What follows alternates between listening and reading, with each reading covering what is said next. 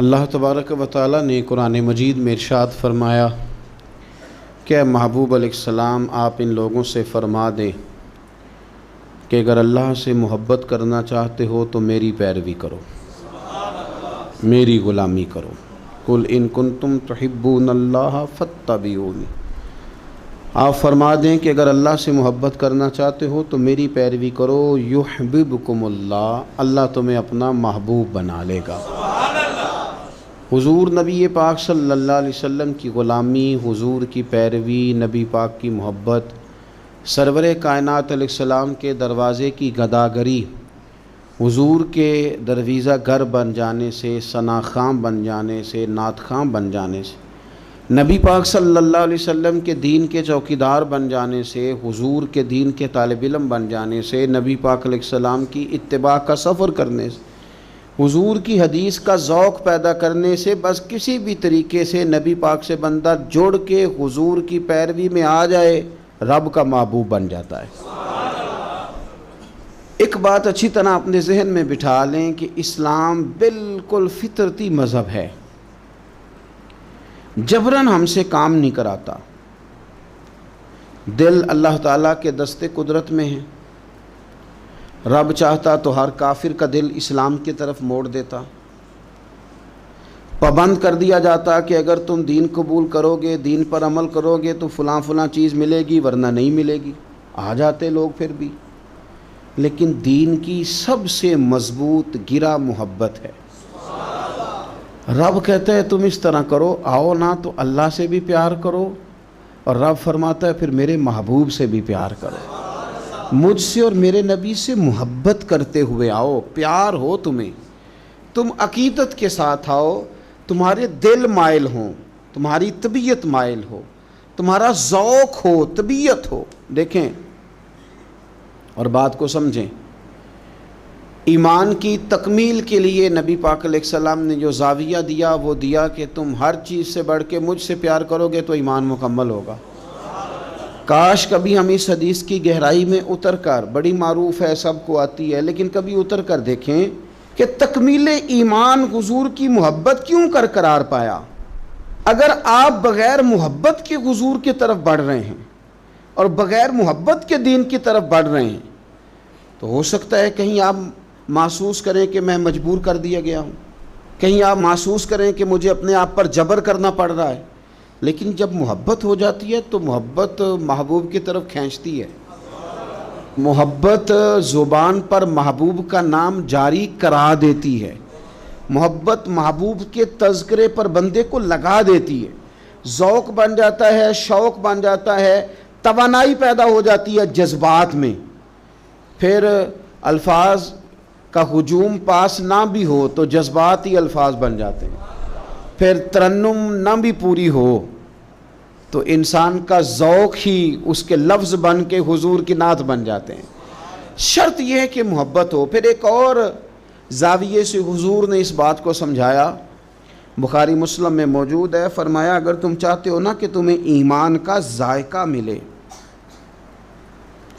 ایک روٹی پیٹ بھرنے کے لیے ہوتی ہے، ایک روٹی مزیدار ہوتی ہے۔ پیٹ بھرنے والی روٹی بھی بندہ مجبور ہو تو کھا کے گزارا کر ہی لیتا ہے، لیکن ایک روٹی اس طرح کی آتی ہے کہ سالن سامنے آتے ہی آنکھوں میں خوشی آ جاتی ہے، میری مرضی کا آ گیا بھائی، یہ تو میری پسندیدہ ہے۔ پھر بندہ کھاتا ہے تو کھاتے اس کا چہرہ بتاتا ہے۔ تو ایک ہے کھانا، ایک ہے ذوق سے مزے کا کھانا، ایک ہے مومن ہونا، اور ایک ہے کہ مزہ آ جانا کہ اللہ کا شکر ہے میں مومن ہوں، یعنی مومن ہونے کا مزہ آ جانا، ذائقہ نصیب ہو جانا، لطف نصیب ہونا کہ میں مومن ہوں۔ حضور نے فرمایا تو تین چیزیں پیدا کر، تجھے اللہ ایمان کا ذائقہ عطا کر دے گا۔ ذائقہ ایمان یعنی مومن ہونے کا بھی مزہ، مسلمان ہونے کا بھی مزہ، ذائقہ ملے گا۔ وہ کیا؟ بخاری مسلم میں حدیث ہے، فرماتے ہیں تین چیزیں پیدا کر، ایک تو ہر چیز سے بڑھ کر رب رسول سے پیار کر، سامنے رکھنا، اپنے سامنے رکھ، سامنے رکھ اولاد کو بھی، مال کو بھی، اپنے اقتدار کو بھی، کرسی کو بھی، شہرت کو بھی، یہ بتا کہ یہ چیزیں پیاری ہیں یا دو قدم آگے بڑھ کے تجھے اللہ رسول پیارے ہیں۔ ہم تو تجربہ نہیں کرتے، لیکن حضرت عمر گھر سے تجربہ کر کے آئے تھے۔ انہوں نے آگے کہا یا رسول اللہ صلی اللہ علیہ وسلم مجھے ہر چیز سے بڑھ کر آپ پیارے ہیں، پر مجھے جان زیادہ پیاری آپ سے، کیونکہ وہ سچ بولتے تھے نا، سچے لوگ تھے، دیانتدار، صاف کا۔ یا رسول اللہ صلی اللہ علیہ وسلم میں سوالی بن کے آیا ہوں، حضور یہ مجھے جان آپ سے زیادہ پیاری ہے۔ تو حضور نے سینے پہ ہاتھ مارا، فرمایا ابھی ایمان مکمل نہیں ہوا۔ فوراً حضرت عمر بولے کہ یا رسول اللہ حکم کریں، بات بدل گئی ہے، اب آپ مجھے میری جان سے بھی زیادہ پیارے ہو گئے۔ فرمایا اب ایمان مکمل ہو گیا۔ ایک تو حضور نے فرمایا کہ ہر چیز سے بڑھ کر رب رسول سے پیار کرو، اور دوسرا نبی پاک نے فرمایا جس سے بھی پیار کرو اللہ رسول کے لیے ہی کرو۔ انہی محبتوں کا مرکز رب رسول ہوں۔ یہ سیاسی وابستگیاں، منہ رکھنے کے لیے تعلقات، ضرورت پڑی تو بندہ کام آ جائے گا، چونکہ میری مجبوری ہے، چونکہ مجھے ضرورت ہے، یہ بیچ میں سے نکال دو۔ خالص اللہ کے لیے کسی سے پیار کرو، مزہ آئے گا ایماندار ہونے کا۔ اور تیسرا حضور نے فرمایا کفر میں جانا تمہیں اتنا ناپسند ہو جتنا آگ میں جانا ناپسند ہے، پھر تمہیں ایماندار ہونے کا مزہ آئے گا، سرور آئے گا۔ اور جب ایماندار ہونے کا سرور آئے گا پھر انشاءاللہ نماز پڑھنے کا بھی آئے گا، پھر قرآن پڑھنے کا بھی آئے گا، پھر سنت پر عمل کا بھی آئے گا، خدمت دین کا بھی آئے گا۔ آپ جب یہ چیزیں پیدا کر لیتے ہیں، حضور کی محبت اپنی طبیعت میں ڈھال لیتے ہیں، پھر کوئی چیز خشک نہیں رہ جاتی۔ ہمارا یہ مسئلہ بن گیا کہ ہم نہ ہر چیز اجتماعی کے قائل ہوتے جا رہے ہیں، ادھر ساری دنیا جائے گی میں بھی ادھر جاؤں گا، تو یہ کوئی کمال تو نہیں نا۔ اور مرحوم اعظم نے تو کہا تھا اعظم ہمارے ہاتھ سے پیمانہ ہی گر گیا، حرب الحوث کے ہاتھ میں پیمانہ دیکھ کر، کہتے سارے ادھر چل پڑے تھے تو اب میں نے یہ رستہ چھوڑ دیا ہے، اب میں کسی وہ شاید فراز نے کہا تھا کہ شدت تشنگی میں بھی غیرت میں کشی رہی، بڑی پیاس تھی پر پھر بھی ہم نے غیرت سے پیا جو بھی پیا، شدت تشنگی میں بھی غیرت میں کشی رہی، اس نے جو پھیر لی نظر تو ہم نے بھی جام رکھ دیا۔ تو ساری دنیا جا رہی ہے تو پھر ہم نے جانا ہے، یہ تو بات ہی ٹھیک نہیں بھئی۔ اب سارے چونکہ کہہ رہے ہیں یکم ربیع الاول سے 12 ربیع الاول تو اظہار محبت کرنا ہے تو ٹھیک ہے میں بھی کر دیتا ہوں۔ یہ محبت جو ہے نا، محبت موسموں کی پابند ہے، یعنی یکم محرم سے 10 محرم تک محبت اہل بیت آپ کریں تو محبت اہل بیت تو ایمان ہے۔ آپ فقط یکم سے 12 ربیع الاول تک ذکر کریں تو یہ تو ایمان ہے۔ محبت یہ تو ہر وقت ہونی چاہیے تھی۔ اجتماعی محبت کا ماحول جو ہم بناتے جا رہے ہیں نا کہ اب ساری دنیا یہ بات کر رہی ہے تو لہذا میں بھی کروں، تو یہ ٹھیک نہیں۔ کیوں؟ اس لیے کہ سارا مکہ جب مخالفت کرتا تھا اور معاذ اللہ ثم معاذ اللہ طرح طرح کی باتیں کرتا تھا، اس وقت عشق کے سب سے بڑے پیغامبر بن کے حضرت صدیق اکبر کھڑے ہو گئے تھے۔ انہوں نے بتایا تھا کہ محبت معنیوں الفاظ میں آیا نہیں کرتی، اور یہ وہ شے ہے جو لفظوں میں سمایا نہیں کرتی۔ ہم کیا اس کو اس طرح پابند کریں گے کہ پہلے سارے پیار کریں تو پھر ہم نے کرنا ہے؟ نہیں، کوئی کرتا تو نہ کرے نا، ہمیں تو پیار ہو گیا ہے مدینے والے سے، ہو گیا ہے تو بس ہو گیا ہے۔ ان لوگوں نے ہمیں بتایا ہے کہ یہ اس طرح کا ماحول نہ بناؤ کہ اب ساری دنیا چل رہی ہے تو میں نے بھی چلنا ہے۔ حضور کی محبت ایمان ہے۔ محبت جو ہوتی ہے نا وہ تو ڈھال دیتی ہے بندے کو، کچھ چیزوں پر مجبور کر دیتی ہے۔ حضرت عتبہ رضی اللہ تعالیٰ عنہ فرماتے ہیں ایک سادے سے، خوبصورت سے، میٹھے سے، تھوڑے جملے بولنے والے صحابی، کچھ لوگ اپنی سادگی میں مست رہتے ہیں، وہ بالکل ایسے نہ یکدم حضور کے سامنے کھڑے ہوئے آ کے تو عرض کرتے ہیں یا رسول اللہ صلی اللہ علیہ وسلم طبیعت مبارک ٹھیک ہے، چہرے پہ کمزوری ہے؟ تو محبوب نے فرمایا میں نے کچھ دنوں سے کھانا نہیں کھایا۔ فقر اختیاری ہے میرے نبی پاک کا، یہ دو جہاں کے شاہ ہیں، بس پاس کچھ رکھتے نہیں، اختیاری فقر ہے، بس کھجور پانی پہ گزارا ہے، کئی دنوں سے کھایا نہیں۔ صحابی نہ دوڑے گئے گھر میں، ٹٹولا سارے گھر کو، کوئی چیز نہیں ملی کھانے کی۔ دوست احباب سے پوچھا، کوئی چیز میسر نہ آئی۔ بنو قریظہ یہودیوں کا علاقہ تھا، ان کے باغات تھے، پہنچ گئے، ایک شخص سے جا کے کہا مزدوری ملے گی؟ ਲੱਗਾ ਜਦੋਂ ਮੈਦਾਨ ਅਜ਼ਲ ਦਾ ਤੇ ਲੋਕੀ ਚੋਰਾਂ ਵਾਂਗ ਸੁਧਾਏ। ਕਿਸੇ ਨੇ ਲੁੱਟ ਲਈ ਇਲਮ ਦੀ ਦੌਲਤ ਤੇ ਉਸ ਹਾਸੇ ਝੋਲੀ ਪਾਏ। ਆ ਸਜਣਾ ਵੇਖ ਜਹਾਲਤ ਸਾਡੀ, ਅਸੀਂ ਇਸ਼ਕ ਖਰੀਦ ਲਿਆ है। कोई मजदूरी मिलेगी? उसने कहा हाँ, कुछ दरख्तों को पानी देना है। मजदूर आया नहीं तो पानी भी ज़रा कुएं में गहरा है, अगर एक डोल पानी का निकालो तो एक डोल के बदले एक खजूर दूंगा। सहाबी ने झोली अपनी फैलाई खजूरें डालने के लिए, एक डोल पानी का निकाल के वहाँ रखते, एक खजूर झोली में डालते, एक डोल निकाल के रखते, एक खजूर झोली में डालते। जब झोली पूरी भर गई खजूरों से तो खुशी खुशी हंसते मुस्कुराते। तोहफे में जज्बा होना चाहिए, तोहफे की कीमत उसका जज्बा होता है। आप महंगा तोहफा लेके आए और हैं आप सियासतदान, निकलवाना आपने कोई काम है तो वो तो सियासी रिश्वत है, वो तोहफा थोड़ी है। तोहफे का भी कभी वजन होता है, तोहफे की भी कभी कीमत होती है, तोहफे के भी जो खुलूस होता है।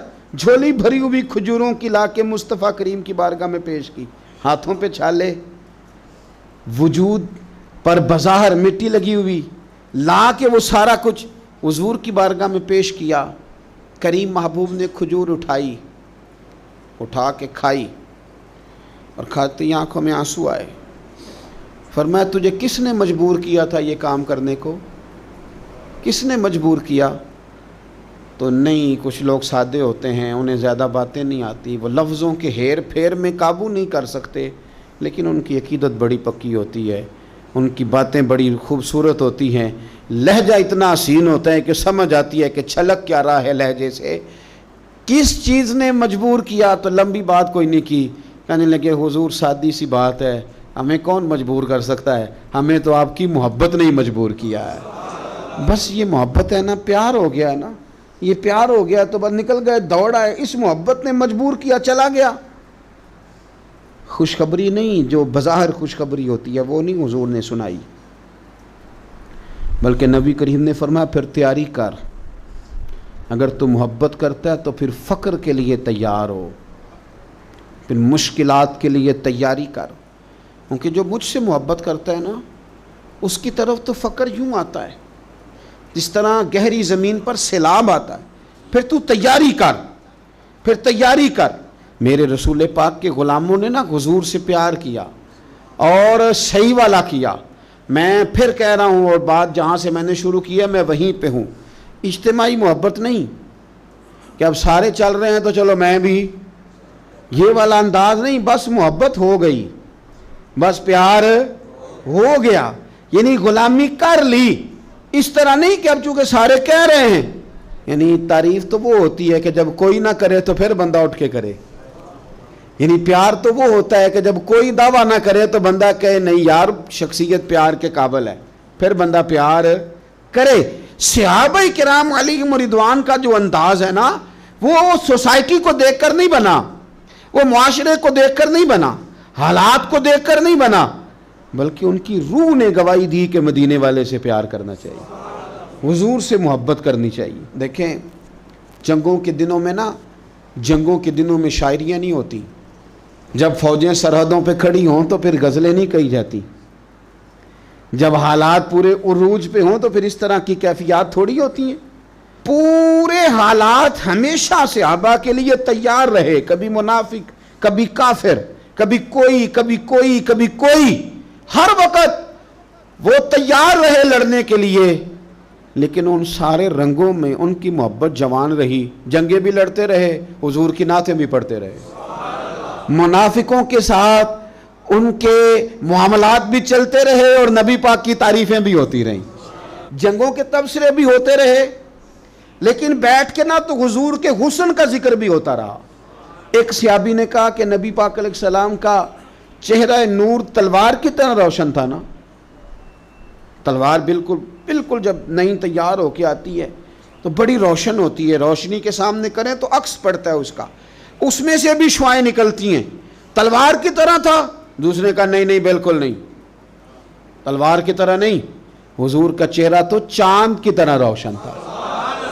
यानी वो सारी बातें अपनी जगह पे, वो जो हम चाहते हैं ना कि हम प्यार करेंगे फारिग होके, ہم محبت کریں گے بچے بیاہ کے، ہم سارے کام کر کے تو پھر آئیں گے نعت شریف پڑھنے، یہ نہیں او خدا کے بندے وہاں سارا کچھ ہوتا رہا اور ساتھ حضور کا تذکرہ بھی ہوتا رہا، سارا کچھ، آزمائشیں، پریشانیاں، ہر چیز اپنی جگہ موجود رہی، پر حضور کی نعت میں کوئی کمی نہیں آئی۔ انہوں نے نا حضور سے جو پیار کیا تو اس پیار میں جو خاص ان کی ادا تھی، دیکھیں اس دور کا سب سے بڑا مسئلہ غلامی تھا۔ آج بھی مسائل ہوں گے، ہمارے ہاں سب سے بڑا مسئلہ پیسہ ہے، تو لوگ سمجھتے ہیں کہ بس کسی طریقے سے یہ آ جائے تو شاید باقی سارے مسئلے حل ہو جائیں۔ حالانکہ کسی پنجابی شاعر نے کہا تھا کہ دل دے اندر وسن والا مالک یہ مہمان نہیں ہوندا، تے چوکھا رزق بھی جوڑ لئیے تے بانج نصیبوں کھان نہیں ہوندا۔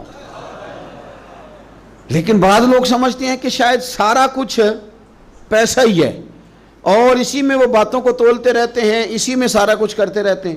اس دور کا سب سے بڑا مسئلہ غلامی تھا، اور غلام بکتا تھا اور پھر اس کے بچے بکتے تھے۔ تو جب کوئی غلام آزاد ہوتا تھا نا تو وہ سمجھتا تھا کہ اب تو میں دنیا میں آ گیا ہوں۔ آزادی ایک بہت بڑی نعمت ہے، بہت بڑی نعمت۔ بندہ جب آزادانہ گھومتا ہے نا، دیر کے بعد ایک قول پڑھا حضرت علی کا، شاید پہلے پڑھ لیتے تو کچھ سوچیں اور ہوتی ہیں۔ آپ نے فرمایا تھا اسے مبارک ہو جسے تھوڑے لوگ جانتے ہیں، اسے مبارک ہو۔ ایک وقت ایسا آتا ہے کہ انسان تو اپنی مرضی سے اپنے دوستوں کے پاس بھی نہیں بیٹھ پاتا، وہ تو اپنی مرضی سے گھوم پھر بھی نہیں سکتا، ایسے حالات اس پر آتے ہیں۔ آزادی ایک بہت بڑی نعمت ہے زندگی میں، اسے سمجھیں۔ تو اہل عرب کے ہاں غلام کا آزاد ہونا اتنی بڑی نعمت تھی کہ وہ بندہ سمجھتا تھا دنیا میں ہی آ جایا ہوں۔ حضرت زید بن حارثہ نبی پاک کے غلام ہیں، بچپن میں کسی نے اغوا کیا، مکے لا کے بیچا، اور پھر حضرت خدیجہ الکبریٰ رضی اللہ تعالی عنہا کے ذریعے حضور کی بارگاہ تک آ گئے۔ ان کے والد اور چچا اور ایک روایت میں ان کا بھائی پیسے لے کے حضور کی بارگاہ میں آئے، کہا ہمارا بیٹا آپ کے پاس ہے، یہ پیسے لے لیں، ہمیں دے دیں، ہم نے لے کے جانا ہے۔ تو نبی کریم صلی اللہ علیہ وسلم نا بات سن کے مسکرائے۔ کچھ مسکراہٹیں بڑی معنی خیز ہوتی ہیں۔ حضور مسکرائے، فرمایا میں زید کو بلاتا ہوں، اگر وہ تمہارے ساتھ جانا چاہے تو یہ پیسے تم ساتھ اپنے پاس رکھو، ایسے مفتی لے جانا اگر جانا چاہے۔ تو حضور تو مسکرا رہے تھے نا، لیکن انہیں ابھی اس بات کا پتہ نہیں تھا، وہ ابھی اس رستے کے مسافر نہیں تھے۔ وہ کہنے لگے جی یہ کیا بات ہوئی، وہ غلامی نہیں چھوڑنا چاہے گا، کیونکہ غلامی تو سمجھتے تھے کہ جی یہ ہی آج ہیں جب آزاد ہو گئے، جی وہ جانا نہیں چاہیں گے، یہ کیا بات ہوئی۔ تو حضور نے فرمایا میں بلاتا ہوں نا، جانا چاہے تو لے جاؤ۔ اللہ کے رسول صلی اللہ تعالی علیہ وسلم نے بلایا، جناب زید بن حارثہ آئے، فرمایا والد اور چچا آئے ہیں، یہاں ایک روایت میں تمہارے بھائی آئے ہیں۔ دوڑ کے گئے، بڑے زمانے سے ملے ہوئے تھے، بڑا روئے، بڑا پیار، بڑی باتیں، بیٹا تیری ماں یاد کرتی ہے، تیری بہنیں بلاتی ہیں۔ تیاری ہو گئی، اب جب تھوڑا سنبھلے نا تو حضور نے دھیمے لہجے میں کہا زید یہ تمہیں لینے آئے ہیں، اگر تم جانا چاہو تو میری طرف سے پابندی کوئی نہیں۔ کون نہیں گھر جانا چاہتا، کون نہیں آرام کرنا چاہتا؟ 2-3 دن بندہ باہر رہے نا تو وہ گھر لوٹ کے آئے تو اس کا دل کرتا ہے کہ آج نیند سکون کی آئے گی۔ ہم گھومتے ہیں پاکستان میں تو لوگ کہتے ہیں رات رہ جاؤ، زیادہ اصرار کریں تو پھر میں کہتا ہوں یار اپنے بیڈ پہ ہی نیند آتی ہے، تمہیں کیا بتائیں۔